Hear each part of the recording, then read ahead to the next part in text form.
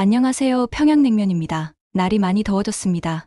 더위 조심하시고 항상 건강하세요. 사연 시작하겠습니다. 안녕하세요. 시청자 여러분, 제 이름은 박미리예요. 제 인생이 이렇게 많이 바뀔 줄은 정말 몰랐어요. 처음 한국에 왔을 때 저는 너무 긴장됐거든요. 겉으로는 침착해 보이려고 했지만 속으로는 무서웠어요. 저는 북한에서 자랐어요. 거기 있는 높은 사람들이 절 골랐는데 제가 예쁘다고 생각했거든요. 그게 좋은 게 아니었어요. 그 사람들이 저를 스파이로 만들었어요. 저는 어렵고 힘든 것들을 많이 배워야 했어요. 치마에 칼을 숨기는 방법이랑 서울 사람들처럼 말하는 법도 가르쳤어요. 그 사람들은 제 외모를 이용해서 다른 사람들의 비밀을 알아내길 원했어요. 하지만 사실 저는 그냥 평범한 삶을 원하는 어린 소녀였을 뿐이에요. 한국에 왔을 때 저는 북한에서 도망쳐 온 사람인 척했어요. 그때 제 심장이 계속 빨리 뛰었어요. 새로운 사람들을 확인하는 사람들이 제 삶의 모든 걸 살펴봤어요. 하지만 저는 그 사람들을 속일 수 있었어요. 제가 진짜로는 스파이라는 걸 몰랐거든요. 모든 확인을 통과한 후에 저는 조용히 살려고 노력했어요. 아무도 절 의심하지 않길 바랐거든요. 하지만 저는 항상 제가 해야 할 비밀 임무가 있다는 걸 알고 있었어요. 이 때문에 계속 걱정이 됐어요. 한국에 있는 모든 게 제가 익숙했던 것과는 너무 달랐어요. 건물은 더 높고 거리는 더 깨끗하고 차도 엄청 많았어요. 이렇게 다양한 종류의 음식을 본 적이 없었어요. 신기하기도 했지만 조금 무섭기도 했어요. 저는 혼자 작은 아파트에서 살았어요. 매일 아침 일찍 일어나서 근처 공원을 걸었어요. 노인들이 운동하는 걸 보는 것과 아이들이 뛰어노는 걸 보는 게 좋았어요. 가끔은 저도 그 사람들처럼 걱정 없이 살 수 있으면 좋겠다고 생각했어요. 낮에는 작은 회사에서 일했어요. 별로 재미있는 일은 아니었지만 주변 사람들과 섞이는데 도움이 됐어요. 직장 동료들은 친절했지만 저는 항상 너무 가까워지지 않도록 조심했어요. 제 비밀을 알아낼까봐 두려웠거든요. 밤에는 자주 창가에 앉아서 도시의 불빛을 바라봤어요. 서울은 정말 밝고 화려했어요. 특히 제가 왔던 곳과 비교하면요. 가끔은 이곳을 너무 즐기는 게 죄책감이 들기도 했어요. 북한에 있는 제 가족들은 뭘 하고 있을까 궁금했어요. 그 사람들도 절 그리워할까요? 아니면 제가 어디 있는지 알기나 할까요? 제가 해야 할 일에 대해서는 너무 깊이 생각하지 않으려고 했어요. 북한에 있는 제 상관들이 가끔 연락해서 정보를 요구했어요. 저는 제가 알게 된 작은 정보들을 알려줬지만 절대로 중요한 건 알려주지 않았어요. 그 사람들 도와주지 않으면 어떻게 될지 무서웠지만 진짜로 해를 끼치고 싶지는 않았거든요. 날이 지나고 주가 지나고 달이 지나면서 저는 한국에서 점점 더 편해졌어요. 바쁜 거리와 맛있는 음식, 친절한 사람들을 좋아하게 됐어요. 하지만 완전히 편하게 있을 순 없었어요. 항상 준비하고 있어야 했고 늘 경계해야 했거든요. 제가 남한에서의 자유로운 첫날에 일찍 일어났어요. 하나원이라는 곳, 저 같은 북한 탈북자들이 남한 생활에 대해 배우는 곳의 작은 방. 커튼 사이로 햇빛이 살짝 비쳤어요. 기지개를 켜고 하품을 하면서 앞으로 일어날 일들에 대해 설레기도 하고 긴장되기도 했어요. 옷을 입으면서 거울에 비친 제 모습을 봤어요. 겉으로 보기엔 똑같았지만 속으로는 완전히 다른 사람이 된 것 같았어요. 머리는 여전히 길고 검었고 눈도 여전히 크고 까만색이었어요. 하지만 이제 저는 박미리, 새 삶을 시작하는 탈북자였지. 제가 훈련받았던 스파이가 아니었어요. 아침 식사를 하러 식당으로 갔어요. 밥과 국 냄새가 공기를 가득 채워서 배가 꼬르륵거렸어요. 쟁반을 들고 음식을 담으면서 선택할 수 있는 게 이렇게 많다는 걸 신기해했어요. 북한에서는 이렇게 다양한 음식을 먹어본 적이 없었거든요. 밥을 먹으면서 다른 탈북자들을 둘러봤어요. 몇몇은 조용히 대화를 나누고 있었고 다른 사람들은 자기 생각에 잠긴 채 조용히 먹고 있었어요. 그들 중에 저처럼 비밀을 숨기고 거짓말을 하며 사는 사람이 있을까 궁금했어요. 그 생각에 외롭고 무서워졌어요. 아침 식사 후에 첫 수업이 있었어요. 친절해 보이는 여자분이 교실 앞에 서서 우리를 향해 웃고 계셨어요. 그분은 자기를 김 선생님이라고 소개하시면서 남한 생활에 대해 가르쳐 주실 거라고 설명하셨어요. 오늘은 돈에 대해 배워볼 거예요. 김 선생님이 말씀하셨어요. 선생님은 알록달록한 지폐와 동전들을 들어 보이셨어요. 이게 남한 돈이에요. 북한 돈과는 아주 달라요. 저는 선생님이 말씀하시는 모든 걸 기억하려고 열심히 귀 기울였어요. 제가 섞여 들어가도록 훈련받았지만 여기 생활에 대해 모르는 게 아직도 너무 많았거든요. 마치 모든 걸 처음 배우는 어린아이 같은 기분이었어요. 쉬는 시간에 건물 뒤에 있는 작은 정원으로 나갔어요. 공기가 맑고 신선했고 나무에서 새들이 지저귀는 소리가 들렸어요. 잠시 동안 제 임무와 해야 할 거짓말들을 다 잊고 그저 평화로운 순간을 즐겼어요. 그런데 곧 현실로 돌아왔어요. 정원을 감시하는 보안 카메라를 발견하고 심장이 빨리 뛰기 시작했어요. 제가 진짜 누군지 들키면 어쩌지? 제가 진짜 탈북자가 아니라는 걸 알아채면 어떡하지? 깊게 숨을 들이마시고 진정하려고 노력했어요. 제가 받은 훈련을 떠올렸어요. 자연스럽게 행동에 섞여 들어가. 주목받지 마. 얼굴에 작은 미소를 띄우고 다시 안으로 들어갔어요. 나머지 하루는 수업과 정보들로 가득 찼어요. 남한 역사, 컴퓨터 사용법, 심지어 지하철 타는 법까지 배웠어요. 저녁이 되자 새로 배운 지식들로 머리가 어지러웠어요. 그날 밤 침대에 누워있으면서 있었던 일들을 생각했어요. 지금은 안전했어요. 아무도 제가 주장하는 것 외에 다른 사람이라고 의심하지 않았어요. 하지만 이 연기를 얼마나 오래 할 수 있을까요? 누군가가 이상한 점을 알아채기까지 얼마나 걸릴까요? 잠을 이루지 못하고 뒤척였어요. 비밀을 간직한다는 게 가슴을 무겁게 눌렀어요. 북한에 있는 가족이 그리웠어요. 다시는 볼 수 없다는 걸 알면서도요. 제가 임무에 실패하면 그들에게 어떤 일이 일어날지 궁금했어요. 마침내 창문으로 새벽빛이 스며들기 시작할 때쯤 결심했어요. 이 새로운 세상에서 살아남기 위해 무엇이든 하기로 했어요. 배울 수 있는 모든 걸 배워서 완벽한 나만 시민이 되기로 했어요. 그리고 어쩌면, 정말 어쩌면 제게 정해진 삶에서 벗어날 방법을 찾을 수 있을지도 몰라요. 그 생각과 함께 마침내 잠이 들었어요. 거짓말이나 비밀 없이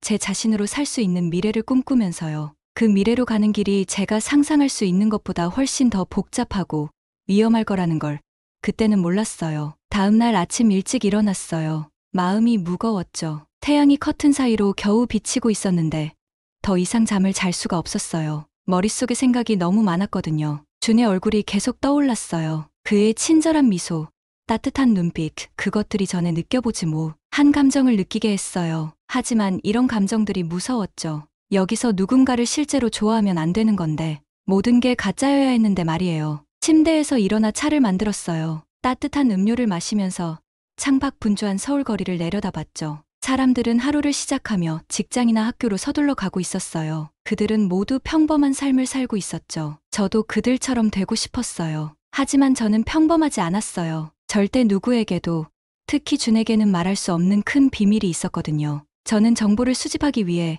여기 보내진 북한의 스파이였어요. 사람들을 속이고 그들의 비밀을 알아내는 게 제 일이었죠. 하지만 이제 처음으로 누구도 속이고 싶지 않았어요. 그저 제 자신으로 있고 싶었죠. 북한에 있는 제 집을 생각했어요. 가족이 그리웠고 그들이 괜찮은지 궁금했어요. 그들이 제가 이 일을 하는 걸 자랑스러워할까요? 아니면 걱정하고 있을까요? 알 수가 없었어요. 연락하는 게 허락되지 않았거든요. 하루를 준비하면서 이런 생각들을 밀어내려 했어요. 해야 할 일이 있었죠. 준과 점심을 먹기로 했고 그에게서 더 많은 정보를 얻으려고 노력해야 했어요. 레스토랑에서 준을 봤을 때 심장이 더 빨리 뛰기 시작했어요. 그가 저를 보고 미소 지었고 저도 따라 미소 짓지 않을 수 없었죠. 우리는 음식을 주문하고 평범한 것들에 대해 이야기하기 시작했어요. 날씨, 재미있는 TV 프로그램, 주말 계획 같은 거요. 하지만 그때 제 임무가 생각났어요. 그의 일에 대해 물어봐야 했죠. 그런데 준 씨,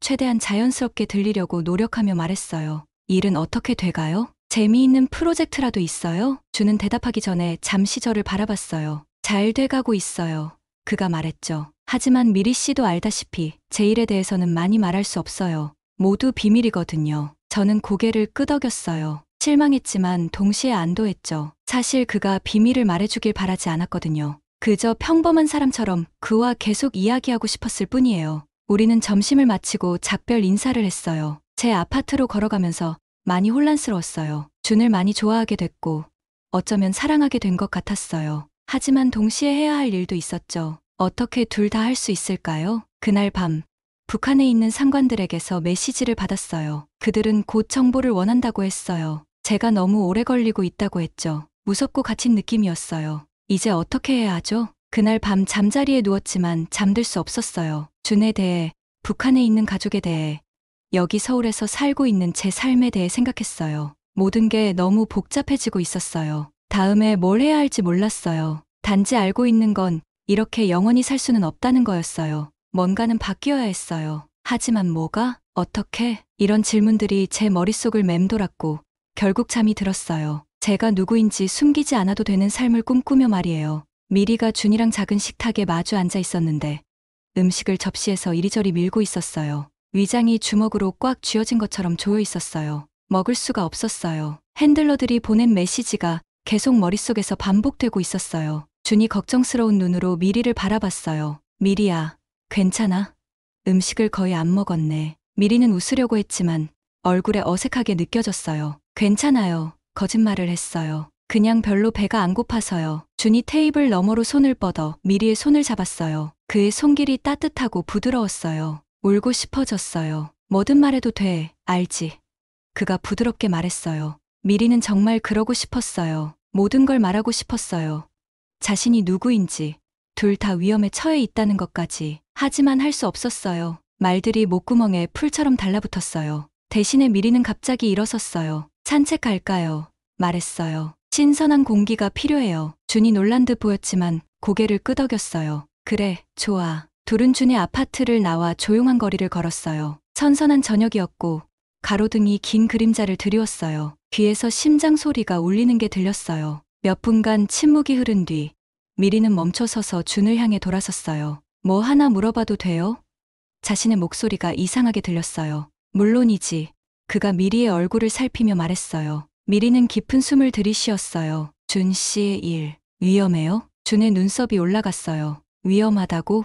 무슨 뜻이야? 스파이나 아니면 정보를 빼내려는 사람들 때문에 걱정한 적 있냐고요. 말을 내뱉자마자 실수했다는 걸 알았어요. 준의 얼굴이 변했어요. 눈이 가늘어지고 미리에게서 살짝 물러섰어요. 왜 이런 걸 묻는 거야, 미리?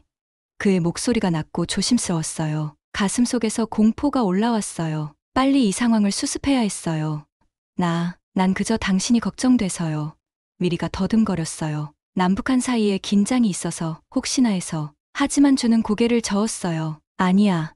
이번이 처음이 아니잖아. 내 일에 대해, 민감한 정보에 대해 묻는 게. 그의 목소리가 단단해졌어요. 넌 도대체 누구야, 미리? 세상이 빙글빙글 도는 것 같았어요. 이것이었어요.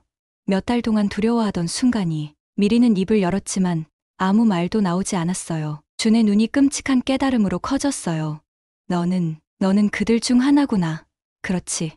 북한 스파이. 미리의 눈에 눈물이 고였어요. 더 이상 부인할 수 없었어요. 준 씨, 제발요. 미리가 속삭였어요. 설명하게 해주세요. 하지만 준은 미리에게서 물러나고 있었어요.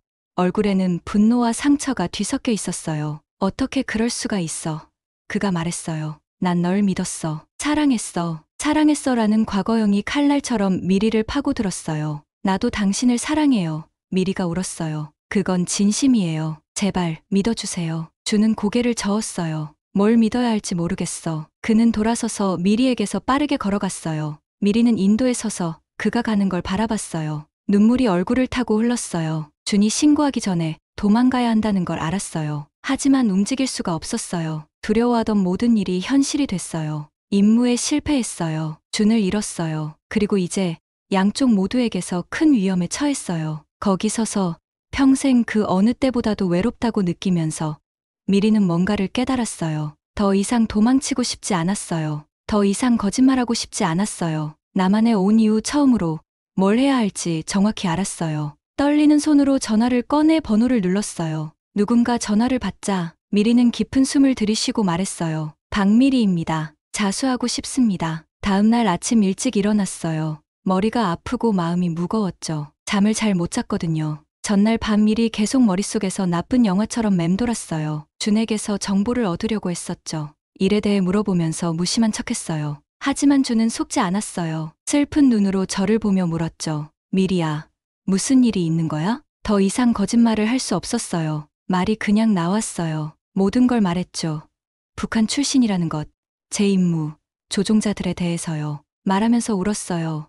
앞으로 어떤 일이 일어날지 두려워서요. 준은 조용히 들었어요. 제가 다 말했을 때 제가 생각했던 것처럼 소리 지르거나 화내지 않았어요. 대신 저를 안아주며 말했죠. 뭔가 잘못됐다는 걸 알았어. 진실을 말해줘서 다행이야. 충격이었어요. 화나지 않으세요? 제가 물었죠. 준은 한숨을 쉬었어요. 실망스럽고 아프지. 하지만 난 너를 아끼고 있어. 미리야, 널 돕고 싶어. 그날 밤 우리는 몇 시간 동안 이야기했어요. 준은 자신이 남한 정보기관에서 일한다고 설명했어요. 제가 스파이일지도 모른다고 의심했지만 그래도 저를 사랑하게 됐대요. 이제 저를 보호하고 싶다고 했죠. 내 상관들에게 가야 해. 준이 말했어요. 그분들이 내 조종자들로부터 널 안전하게 지켜줄 수 있을 거야. 저는 겁에 질렸어요. 만약 그분들이 절 체포하면 저죠. 북한으로 돌려보내면 어떡해요? 준이 제 손을 잡았어요. 그렇게 되지 않게 할게. 하지만 우리에게 도움이 필요해. 우리 둘만으로는 할 수 없어. 해가 뜰 무렵 저는 결심했어요. 준을 믿고 자수하기로 했죠. 무서웠지만 옳은 일 같았어요. 우리는 옷을 입고 준의 아파트를 나왔어요. 지하철역으로 걸어갈 때 거리는 조용했어요. 제 심장이 빨리 뛰고 있었죠. 계속 주변을 둘러봤어요. 제 조종자들이 지켜보고 있을까봐 걱정되어서요. 기차 안에서 준은 제 손을 잡고 있었어요. 그날 저녁 뭘 먹을지 같은 평범한 얘기를 하면서 저를 진정시키려 했죠. 하지만 제 머릿속은 복잡했어요. 준의 사무실에 도착하면 어떤 일이 일어날까요? 내 이야기를 믿어줄까요? 절 가둘까요? 기차 타는 게 영원히 계속되는 것 같았어요. 마침내 내렸을 때 제 다리가 후들거렸어요. 준은 팔로 저를 감싸 안으며 사무실 건물까지 마지막 몇 블록을 걸었죠. 엘리베이터 안에서 준이 저를 향해 돌아섰어요. 준비됐어. 그가 물었죠. 저는 깊이 숨을 들이쉬고 고개를 끄덕였어요. 정말로 준비된 건 아니었지만 이게 제 유일한 선택이라는 걸 알았죠. 엘리베이터 문이 열렸어요. 준은 마지막으로 제 손을 꼭 잡아줬어요. 그리고 문을 열고 우리는 안으로 들어갔죠. 방은 컸어요.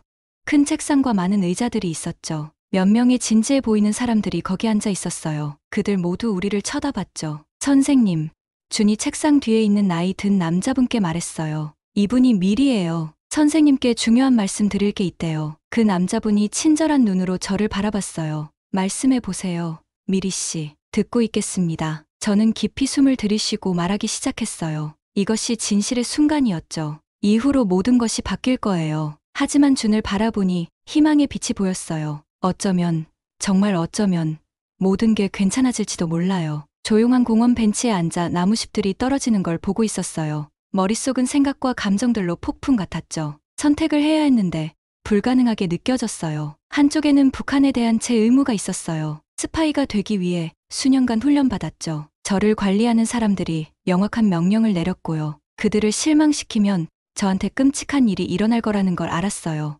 어쩌면 고향에 있는 가족들한테도요. 그들이 무슨 짓을 할지 모른다는 두려움에 배가 아팠어요. 다른 한쪽에는 준이랑 제가 남한에서 만든 삶이 있었죠. 처음으로 진짜 친구들이 생겼어요. 즐겁게 하는 직장도 있었고요. 그리고 저를 사랑하고 안전하게 해주는 준이 있었죠. 이 모든 걸 잃을 생각을 하니 가슴이 아팠어요. 폰을 꺼내서 관리자들이 보낸 마지막 메시지를 보았어요. 그 말들이 위협적으로 빛나는 것 같았죠. 오늘 밤 정보를 얻어. 아니면 결과를 감당해. 폰을 다시 넣으면서 손이 떨렸어요. 준이 저한테 얼마나 친절했는지 생각했어요. 그는 저를 완전히 믿었죠. 그 신뢰를 배반한다는 생각에 속이 메스꺼웠어요. 하지만 그러지 않으면 저한테 무슨 일이 일어날까요? 제 가족들한테는요? 눈을 감고 깊이 숨을 들이쉬었어요. 시원한 가을 공기가 폐를 채웠죠. 눈을 떴을 때 노부부가 손을 잡고 산책로를 걸어가는 게 보였어요. 그들은 너무 행복하고 평화로워 보였죠. 준이랑 저도 언젠가 저런 삶을 살 수 있을까 궁금했어요. 하지만 먼저 뭘 할지 결정해야 했어요. 준에게서 정보를 얻으려고 마지막으로 한 번 더 시도해야 할까요? 아니면 모든 걸 고백하고 도움을 구해야 할까요? 아니면 도망가서 사라지려고 해야 할까요? 어떤 선택을 해도 위험하고 무서워 보였어요. 시간을 돌려서 스파이가 되지 않았으면 좋겠다고 생각했어요. 그냥 평범한 삶을 사는 평범한 여자였으면 좋겠다고요. 하지만 이제 그건 불가능했죠. 일어나서 걷기 시작했어요. 움직이면 생각하는데 도움이 될까 해서요. 길은 작은 연못 주위를 돌았어요. 오리들이 수면 위에서 평화롭게 헤엄치고 있었죠. 그들의 단순한 삶이 부러웠어요. 걸으면서 나만의 온 이후로 일어난 모든 일을 생각했어요. 처음에 얼마나 무서웠는지 기억났어요. 정착하는 걸 도와준 사람들의 친절함도 기억났고요. 준을 만나고 그와 사랑에 빠진 것도 기억났어요. 북한에 대해서도 생각했어요. 가족들과 거기서의 힘든 삶을 기억했죠. 엄격한 규율과 끊임없는 두려움도 기억났어요. 스파이가 되기 위한 길고 어려운 훈련도 기억났고요. 연못을 한 바퀴 돌고 나니 뭘 해야 할지 알겠더라고요. 쉽지 않을 거고 매우 위험하겠지만 옳은 선택처럼 느껴졌어요. 다시 폰을 꺼내서 관리자들의 메시지를 봤어요. 그리고 삭제했죠. 더 이상 그들의 명령을 따르지 않을 거예요. 대신 새 메시지를 열고 준에게 타이핑하기 시작했어요. 얘기할 게 있어요. 아주 중요해요. 만날 수 있을까요? 보내기를 누르자 심장이 쿵쾅거렸어요. 앞으로 정확히 무슨 일이 일어날지 몰랐지만 뭔가 변할 거란 건 알았어요. 제가 옳은 결정을 내렸기를 바랐죠. 준의 답장을 기다리면서 다시 벤치에 앉았어요. 해가 지기 시작하면서 하늘을 아름다운 색으로 물들이고 있었죠. 깊이 숨을 쉬고 침착하려고 노력했어요. 앞으로 무슨 일이 일어나든 용감하게 맞설 거예요. 폰이 울리면서 준의 답장이 왔어요. 물론이죠. 지금 바로 갈게요. 괜찮아요? 저는 답장했어요. 괜찮을 거예요. 아주 중요한 얘기를 해야 해요. 이제 돌이킬 수 없어요. 선택을 했으니까요. 준이 이해하고 용서해 주길 바랄 뿐이에요. 그리고 우리 둘 다 앞으로 닥칠 일로부터 안전할 수 있는 방법을 찾길 바라고요. 준이 오기를 기다리면서 하늘에서 마지막 빛이 사라지는 걸 지켜봤어요. 제 인생의 한 장이 끝나가고 있지만 어쩌면 새로운 장이 시작될지도 모르겠어요. 무슨 일이 일어나든 이제 저 혼자가 아니라는 걸 알아요. 그게 저한테 희망을 줬어요.